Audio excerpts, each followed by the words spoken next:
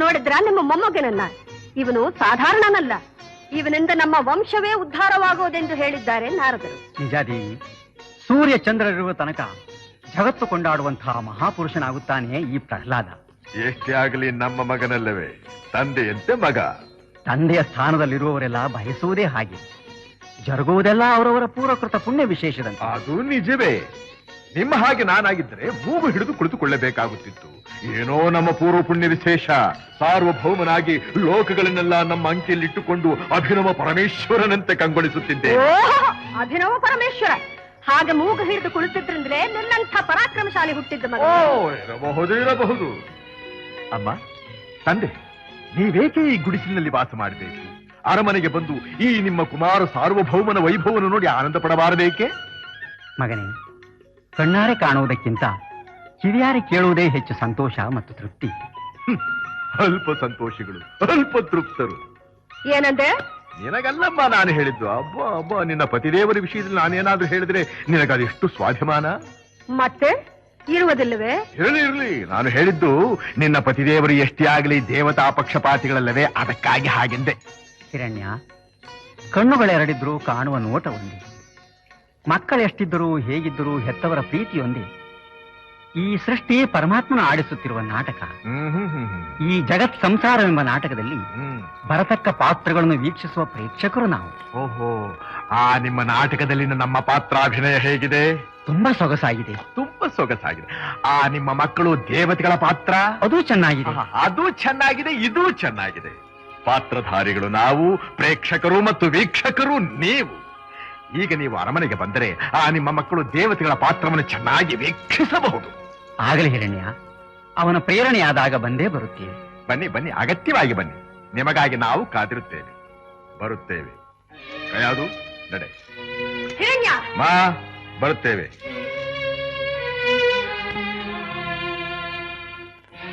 ಸ್ವಾಮಿ, ಇವನ ರೀತಿ ನೀತಿಗಳೇ ವ್ಯತ್ಯಾಸವಾಗಿದೆಯಲ್ಲ. ಹುಟ್ಟಿದ ಮಕ್ಕಳು ಹಾಗೆ ಇರಲು ಸಾಧ್ಯವೇ ದೇವಿ? ಬೆಳೆಯುತ್ತವೆ. ಬೆಳೆದ ಹಾಗೆ ಶಕ್ತಿ ಬರುತ್ತದೆ. ಶಕ್ತಿ ಬಂದ ಹಾಗೆ ಸಹಜವಾಗಿ ಮಾತು, ನಡತೆ ಎಲ್ಲವೂ ವ್ಯತ್ಯಾಸವಾಗುತ್ತವೆ. ಅದರ ಪರಿಣಾಮ? ಆ ಚಿಂತೆ ಮರೆತು ಭಗವಂತನಲ್ಲಿ ಮನಸ್ಸಿಡು, ಶಾಂತಿ ಲಭಿಸುತ್ತದೆ. ಓಂ ಹಿರಣ್ಯ ಕಶ್ಯಪಾಯ ನಮಃ. ಓಂ ಕಶ್ಯಪಸುತಾಯ ನಮಃ. ಓಂ ದಿತಿಗರ್ಭಸಂಜಾತಾಯ ನಮಃ. ಓಂ ಅಪರಾಜಿತಾಯ ನಮಃ. ಓಂ ವಿಶ್ವಮೂರ್ತಯೇ ನಮಃ.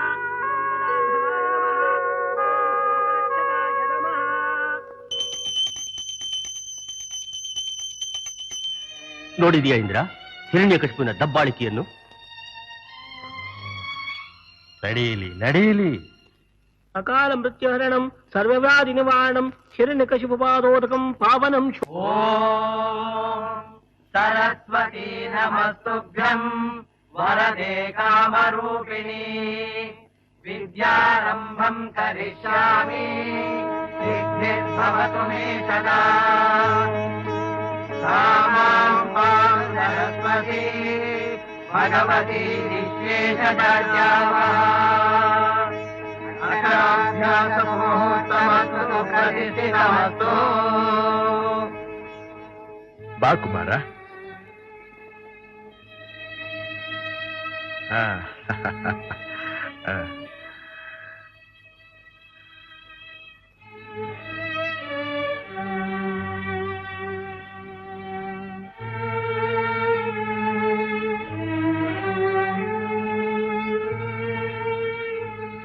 ಹೇಳು.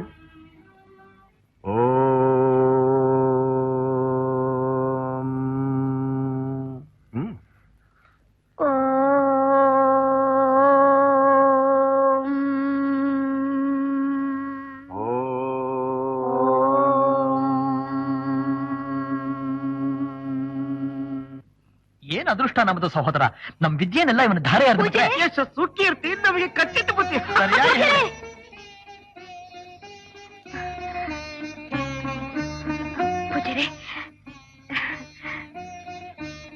ಕುಮಾರ ಪ್ರಹ್ಲಾದ ಇನ್ನೂ ಚಿಕ್ಕವನು. ಹೌದೌದು. ಹಸಿವು ಬಾಯಾರ್ಕಗಳನ್ನು ತಡೆಯತಕ್ಕವನಲ್ಲ. ರಾಜಕುಮಾರ ಅಲ್ವೇ? ತಂದೆ ತಾಯಿಗಳಿಂದ ದೂರವಿದ್ದು ಅಭ್ಯಾಸವಿಲ್ಲ. ಇನ್ನು ಚಿಕ್ಕ ವಯಸ್ಸು. ಆದ್ರಿಂದ ದಯವಿಟ್ಟು ಆಗಾಗ್ಗೆ ಇವನ ಇಲ್ಲಿಗೆ ಕರೆದುಕೊಂಡು ಬರಬೇಕು. ಅಯ್ಯೋ ಅಯ್ಯೋ ಅಯ್ಯೋ ಅಯ್ಯೋ ತಾವು ನಮ್ಮನ್ನ ಅಷ್ಟೊಂದು ಕೇಳ್ಕೋಬೇಕೆ? ನಮಗೇನ್ ಮಕ್ಕಳು ಮರಿಗಳಿಲ್ವ ತಾಯಿ? ತಾವು ನಿಶ್ಚಿಂತೆಯಾಗಿರಿ. ಪ್ರಹ್ಲಾದನ ಕ್ಷೇಮಾಭ್ಯುದಯ ನಮಗ್ ಸೇರಿದ್ದು. ನಾವಿನ್ ಹೊರಡೋಣವೆ? ನಾ ಬರೋಣ ತಾಯಿ. ಬಾ ಮಗು. ಸಹೋದರ ಅಣ್ಣ ಬಾ.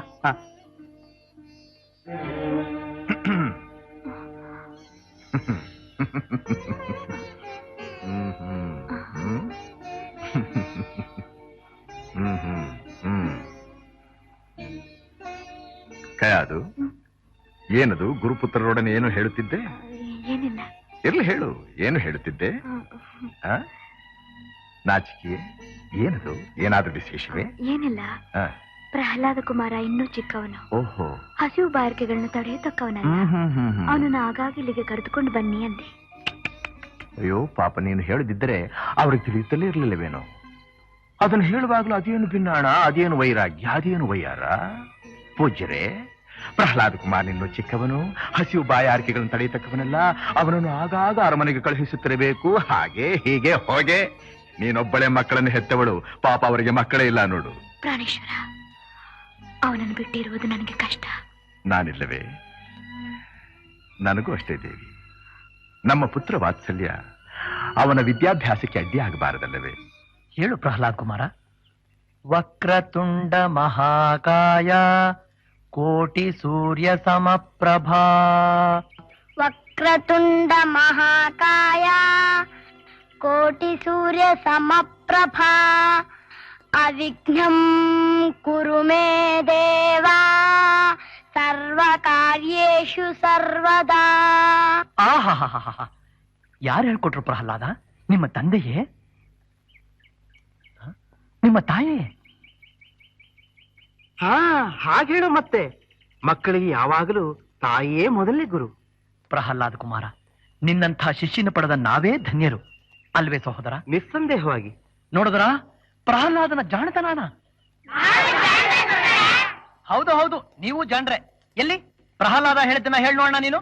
ವಕ್ರತುಂಡ ಮಹಾಕಾಯ ಕೋಟಿ ಸೂರ್ಯ ಸಮಪ್ರಭಾ. ಅವಿಘ್ನಂ ಕುರು ಮೇ ದೇವ. ಸಾಕು ಸಾಕು ಸಾಕು ಸಾಕು. ಅಬ್ಬಬ್ಬಬ್ಬಬ್ಬ, ಕರ್ಕಶವಾಗಿದೆ, ಕರ್ಣ ಕಠೋರವಾಗಿದೆ. ಗಾರ್ಧಭಗಳ ನೀಚರ ನಿಮ್ಮಂಥ 1000 ಶಿಷ್ಯಂದ್ರು ಇರೋದಕ್ಕಿಂತಲೂ ಪ್ರಹ್ಲಾದನಂತ ಒಬ್ಬ ಶಿಷ್ಯ ಇದ್ರೆ ಸಾಕು ನಮ್ಮ ಹೆಸರು ಹೇಳೋದಕ್ಕೆ, ಅಲ್ವೇ ಸಹೋದರ? ಹೌದಣ್ಣ.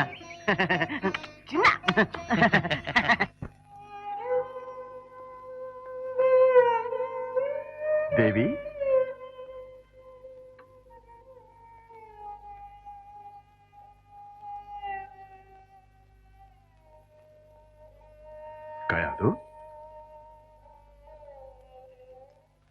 ಕಯಾದು,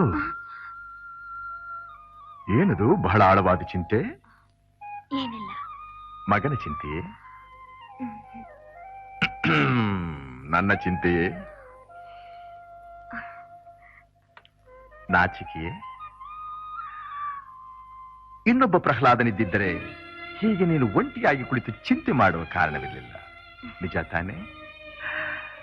ನಿನ್ನ ಆಸೆ ಅದೇ ತಾನೆ? ಪ್ರಭು, ನೀವು ಯಾವಾಗಲೂ ಹೀಗೆ ನಗನಗುತ್ತಾ ಇರಬೇಕು ಅನ್ನೋದೇ ನನ್ನ ಆಸೆ. ಅಂದರೆ ಇದುವರೆಗೂ ನಾವು ಅಳುತ್ತಾ ಇದ್ದೇವೇನೋ? ಹಾಗಲ್ಲ. ಇನ್ನು ಹೇಗೆ? ನೀವು ಇದುವರೆಗೆ ಯುದ್ಧ ಹೋರಾಟಗಳಲ್ಲೇ ಕಾಲ ಕಳೆದಿರಿ. ಇನ್ನಾದ್ರೂ ನಿನ್ನ ಹತ್ತಿರವೇ ಇರಬೇಕು ಅಷ್ಟೇ ತಾನೆ? ಹೌದು. ಇನ್ನೊಂದು ಆಸೆ. ಒಂದೇ ಆಸೆಯೇ? ಬೇರಾವ ಆಸೆಯೂ ಇಲ್ಲವೇ? ಒಂದು ಬಾರಿ ಪ್ರಹ್ಲಾದನ ನೋಡ್ಬೇಕಲ್ಲ. ಓಹೋ, ಅದಕ್ಕಾಗಿಷ್ಟು ಪೀಠಿಕೆಯು ಮಹಾರಾಣಿಯ ಬರದು. ಆ ಬಯಕೆ ನಮಗೂ ಇದೆ, ಹೇಳಿ ಕಳಿಸಿದ್ದೇವೆ. ಸ್ವಾಮಿ,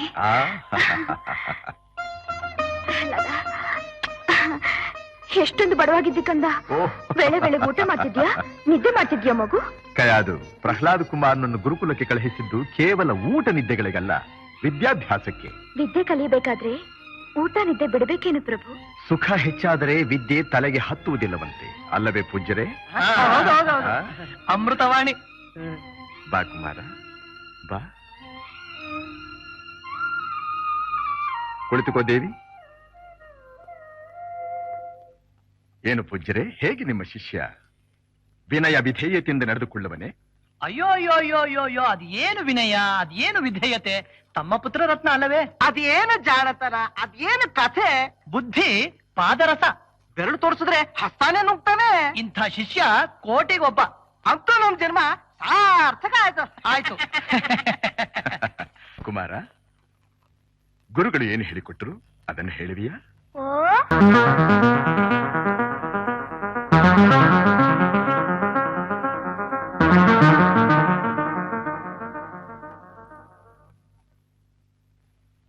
ಮತ್ತೊಮ್ಮೆ ಹೇಳು. ಯಾವುದನ್ನ ಹೇಳಲಿ ತಂದೆ? ಅದೇ ಸಕಲ ಲೋಕೋದ್ಧಾರನು. ಅಖಿಲ ಸೌಖ್ಯ ವಿವರ ನೀವು ಸುಮ್ಮನಿರಿ, ಸಾಕು. ಇದೇ ಏನು ನೀವು ಅವನಿಗೆ ಹೇಳಿಕೊಟ್ಟದ್ದು? ಕ್ಷಮಿಸಿ ಮಹಾಪ್ರಭು, ನಾವಿದನ್ನೆಲ್ಲ ಹೇಳ್ಕೊಟ್ಟಿದ್ದು. ನಮ್ ಕಾಲ ಮೇಲೆ ನಾವೇ ಕಲ್ಲ ಹಾಕೋತೀವ. ನಾವು ಆ ಕಾಂತನ್ ಹೇಳಿದ್ವು, ಇವನು ಈ ಕಾಂತನ್ ಹೇಳ್ತಾ ಇದ್ದಾನೆ. ಇನ್ನೊಮ್ಮೆ ಅವನ ಬಾಯಲ್ಲಿ ಶಬ್ದ ಬಂದರೆ ಏನಾಗುವುದು ಗೊತ್ತೇ? ಶಿರಶ್ಛೇದನ. ಶಿಷ್ಯನು ಮಾಡಿದ ತಪ್ಪಿಗೆ ಗುರುವು ಆ ಶಿಕ್ಷೆಯನ್ನು ಅನುಭವಿಸಬೇಕಾಗುತ್ತದೆ. ಕಳೆದುಕೊಂಡು ಹೋಗಿ. ಶತಮಾನಂ ಭವತಿ ಶತಾಯು ಪುರುಷ ಶತೇಂದ್ರಿಯ ಆಯುಷ್ಯೇವೇಂದ್ರಿಯೈ ಪ್ರತಿಷ್ಠತಿ.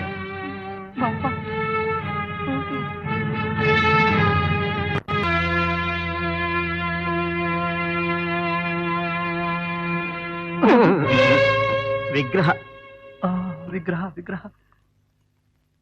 ಅಪ್ಪ ಪ್ರಹ್ಲಾದ್ ಕುಮಾರ, ಈಗ ನಮ್ ತಲೆಗಳು ನಿನ್ ಕೈಯಲ್ಲಿದೆ.